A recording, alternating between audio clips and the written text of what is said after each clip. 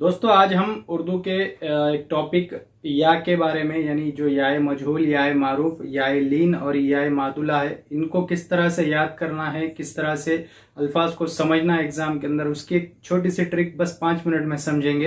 एक 4 जो अक्षर है मराठी के, उन अक्षरों की मदद से हम किस तरह से कौन सी या कौन से जिम्रे में आती है वो किस तरह से मालूम करेंगे, उसकी ट्रिक देखेंगे। तो आइए बोर्ड पर चलते हैं। याए मारूफ यानी जो छोटी हमारी या होती है, उसको जब हम दरमियान में लिखते हैं तो इस तरह से खड़ी लकीर उस ये के नीचे दी जाती है, ये हमें मालूम है। और इससे पहले जो हुर्फ आता है उसके नीचे जेर दिया जाता है। लेकिन मराठी के अंदर हम इसे, मतलब मराठी के जो अक्षर है उससे हम इसे किस तरह से पहचानेंगे, आज हम उसके बारे में बात कर रहे हैं। तो आप ई और बड़ा ई जो है, यानी ये इसको याद रखिए। जब ये दरमियान में आते हैं तो विलायती की शक्ल इख्तियार कर लेते हैं, ये हमें मालूम है। तो अब जब हम ईद लिखेंगे तो ईद किस तरह से लिखा जाता है, आप इसे मराठी में लिखिए।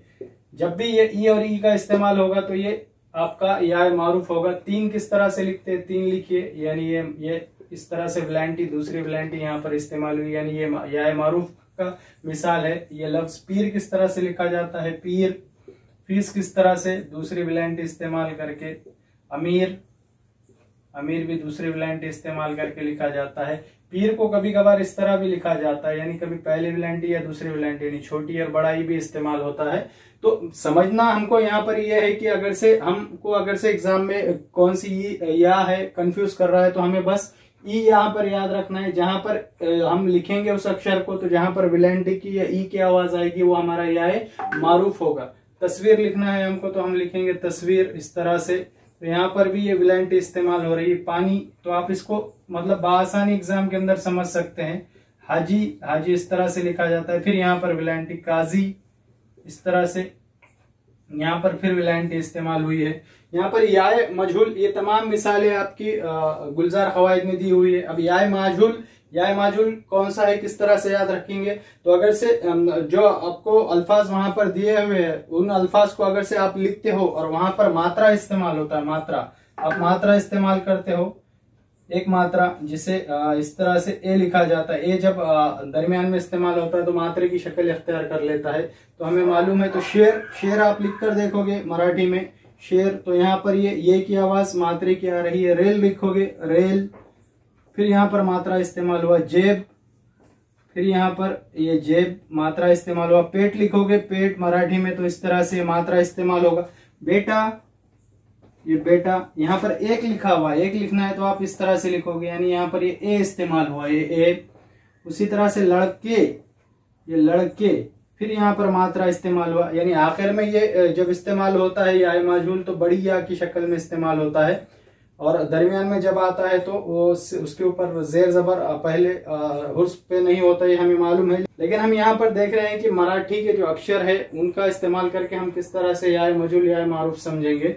केले आपको लिखना है तो केले, यहाँ पर फिर मात्रा इस्तेमाल हुआ। केला या केले, ये यहाँ पर केला था, केले एक से ज्यादा है। फिर यहाँ पर मात्रा इस्तेमाल हुआ। मेरे, तो जहां पर मात्रा इस्तेमाल होगा वहां पर ये या मजहूल के तौर पर या इस्तेमाल होगा। जहां पर विलायती इस्तेमाल होगी वहां पर या मारूफ की तरह इस्तेमाल होगा। या मादुला, या मादुला उर्दू में किसे कहते हैं कि ऐसी या जब वो इस्तेमाल होती है दरमियान में तो उसके पहले जो हुर्फ आया हुआ होता है उसके अंदर वो जम हो जाती है, यानी प्यार। यहाँ पर यो की आवाज ही नहीं आ रही है, प के अंदर यानी ये पे के अंदर यहाँ पर उसकी आवाज मिल गई है। और इसके ऊपर इस तरह का 8 जो हम उर्दू में लिखते हैं उस तरह का एक निशान दिखाया जाता है। लेकिन एग्जाम में आपको सिर्फ प्यार देगा, इस तरह का निशान वगैरह लिखा हुआ नहीं आएगा, या प्याज लिख कर देगा, ऊपर का निशान नहीं दिखाएगा, आपको कंफ्यूज करने के लिए या आपका नॉलेज टेस्ट करने के लिए। तो आपको एक तो इसकी तमाम तारीफात और उसकी क्या कंडीशन है वो मालूम होना चाहिए। अगर से आपको वो मालूम नहीं है तो मराठी का बस आप ये याद रखिए कि यो जो है मराठी का यो, और इसके साथ में आने वाला जो अक्षर है वो जुड़कर आता है।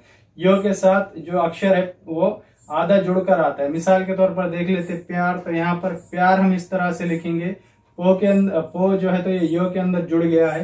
प्याज लिखना है तो उसी तरह से प्याज भी लिखा जाएगा। फिर यहाँ पर ये पो यो के अंदर जुड़ गया है।